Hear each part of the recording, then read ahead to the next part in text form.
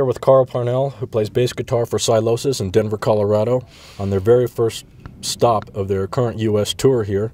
They're playing about 5 dates, opening shows, and then they're teaming up with As I Lay Dying to open for the remainder of the shows in the United States. Is that correct? That is indeed correct, yeah.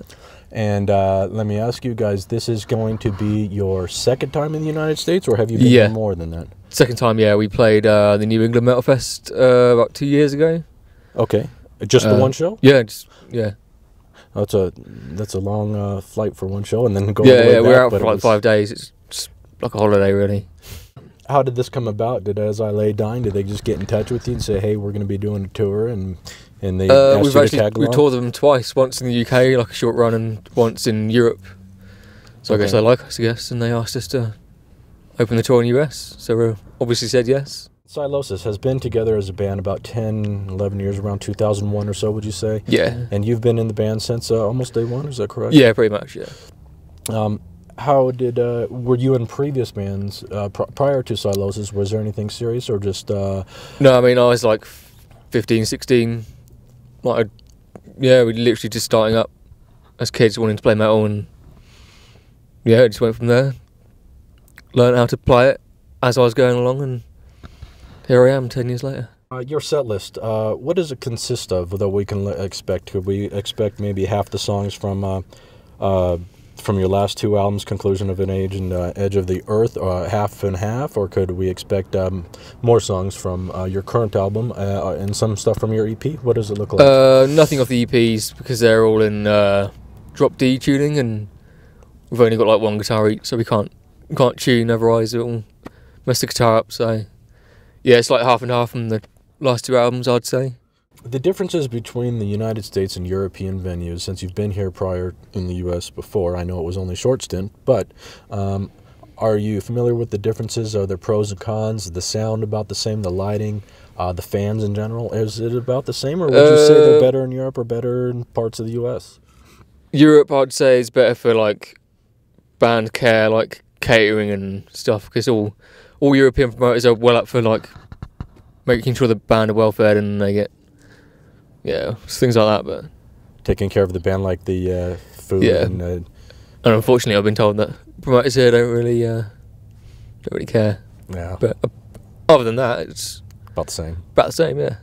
I watched a video, I believe it was on your SYLOSIS YouTube channel, with a way to... You guys promoted a new shirt that was actually created here in the United States, a SYLOSIS shirt, and the funds were going towards the airplane tickets, the visas for you, because I know it's very expensive to come over here. Yeah, I think that's a great idea. I haven't heard about that too often. Who came up with it, and has it been? Do you think it'll be a successful? Our manager brought the idea to us, because he's obviously thinking of ways to make money being the manager, but.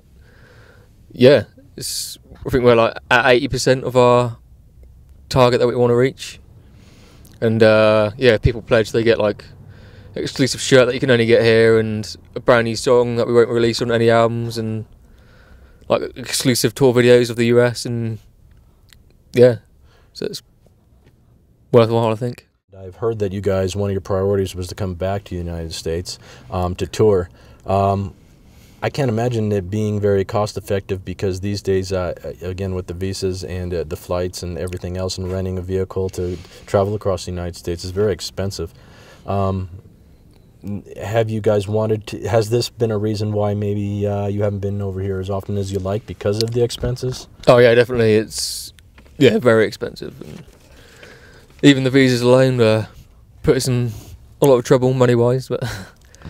They last for a year, so we may as well make use of them and come back, hopefully within the next year, to make it worth our while, and everyone else as well, hopefully. Yep. Yeah. Guest musicians, have you had any in the past, and do you plan to possibly have any in the future for future SYLOSIS albums? We had Ryan Knight from Black Dahlia Murder. He did a guest solo on the Death cover we did. Okay. I don't know. We never really think about it too much. Because like albums we want as our own product sort of thing, but maybe like bonus tracks we might get a guest in to make it more interesting. But yeah, we don't really sort of look at it as a way of, because most bands sort of do it, it seems a bit gimmicky in a way. Yeah. Like the obligatory guest track. It's like, yeah. I don't know if it's some super famous person like Phil Anselmo or something. Then yeah, sure. Yeah, Metallica. Can't say no. Yeah. We've done one cover song. It was Pantera, Strength Beyond Strength, and that was like a Metal Hammer UK only release. Like they were doing like a Pantera special, so we had to do it kind of. But normally we never do like cover songs live because it's like a cheap reaction from the crowd. If they already know the song, it's like a well-known song, they're obviously going to clap. Right. So it's like cheating. And you have a couple of bonus songs on each album. Your last two albums, iTunes, special and extra track for people who buy the album through iTunes, correct? Was that just one way to maybe promote iTunes in a way that you'd recommend people to buy your album when they're online? Is that what you would... Yeah, I guess. I mean, certainly when we released Conclusion of an Age, like iTunes was kind of at its peak. Sort of more people sort of buying it in different formats now. Not different formats, like Amazon MP3s and maybe even buying the actual CD. Like more and more people seem to be buying CDs now, which is a surprise, but a good thing. Picking up, actually. Yeah. Is that the tendency you see more in Europe, that people are actually coming to shows to buy your CDs there? Yeah. Oh, great. That's good news. It's a good sign. Both albums sound terrific. Your last two with Scott Adkins as a producer. How is it working with him, and do you plan to continue to possibly work with him on a future album? I mean, I know your last album was, I believe, released in March, so it hasn't been that long. Yeah. But do you look forward to working with Scott on your future albums? I have no idea, to be honest. We are... I don't know. Yeah, I can't say if we'll definitely work with him again. Not for any personal reasons, just we want to change it up and... Oh, do you? Yeah. But, mix up the sound? Yeah, we might still use him sort of for like a bit of producing in here and there and a few of the... But we might try and do it more ourselves this time. Now we've got the resources. We've got Bailey, he works at a studio, and it's like a massive barn like in the UK, and it's got like brand new rooms, and so we might try and sort of do it a bit ourselves and a bit. But yeah. For the next album, do you have plans to start working on that maybe after you're done with your tours here in the UK and Europe? Yeah, there's nothing in the pipeline really. I think it's kind of up in the air. Yeah, we'll definitely record an album. We certainly will. Yeah, next year sometime. Hopefully next year. Yeah. There's so many genres and subgenres of metal. I mean, there's tons, and it seems like we hear a new one every week. Yeah. Somebody comes up with one. Do you prefer to be in a certain genre? How would you categorize SYLOSIS, or would you just say thrash metal in general, or do you prefer to? Subgenres they annoy me, to be honest. Like obviously, a band needs to be described in some way. Like, but I'd rather not be categorised as a subgenre. More like they sound a bit like Death Testament, whatever. But yeah, I'd say if we had to, it'd be like thrash metal, but melodic, epic-y. A lot of death metal or metal. And, yeah, exactly. Okay. So yeah, I'm doing it now. I'm subgenring myself, but right. You know, it's hard, isn't it? Yeah, it's metal. Yeah. And there's so many different ones that get lost with all the different titles people make up, and some of them don't even seem to fit. But yeah, I've heard you guys in prior interviews speak of, I think, as Forbidden as one of your influences in early '80s. A lot of North American thrash style bands, maybe even Overkill. But I hear a lot of say Forbidden in your music. I hear a lot of that.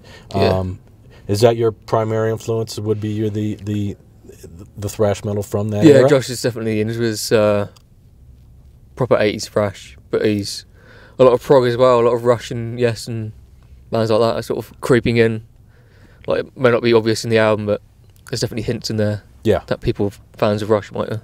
The two videos you had, Imperial, which was your last video that was released for Edge of the Earth, is that correct? Was that your first of the two? We had the Imperial was the official video. Okay. And then with the pledge campaign that we talked about earlier, like you get the video for Serpent's Tongue. Okay. Which is actually part of the pledge. Like if you pledge, you watch it. If you don't, you'll never see it, basically. So we've had two videos really, but one official that's been released. Imperial's the official release. How long and I understand that was in a cave somewhere in the Europe that you... Horrible claustrophobic cave. It's like a 10,000-year-old cave. Like, really? Yeah, it's mental. Yeah. It's kind of unusual, huh? Yeah. How long did that take to put together, and actually how long were you filming that video? 1 day. 1 day? One full day? Yeah. It's like a really pro team, sort of like 3 or 4 cameras all doing it all. And then when we had a bit of downtime, they'd film the caveman stuff. Oh, okay. Yeah, it's really creepy. Like, I'm quite claustrophobic, so being down there is quite horrible for me. But. So we won't expect another video from that cave. No, I'm not going down there again. But it was unique and different. It came out good, I thought. Yeah, it's really fun. And as far as your dream tour package, are there any bands in particular that you would like to tour with that you haven't already, whether it's in the United States, worldwide? Mastodon, I'd say, and Gojira, and Textures, they're good.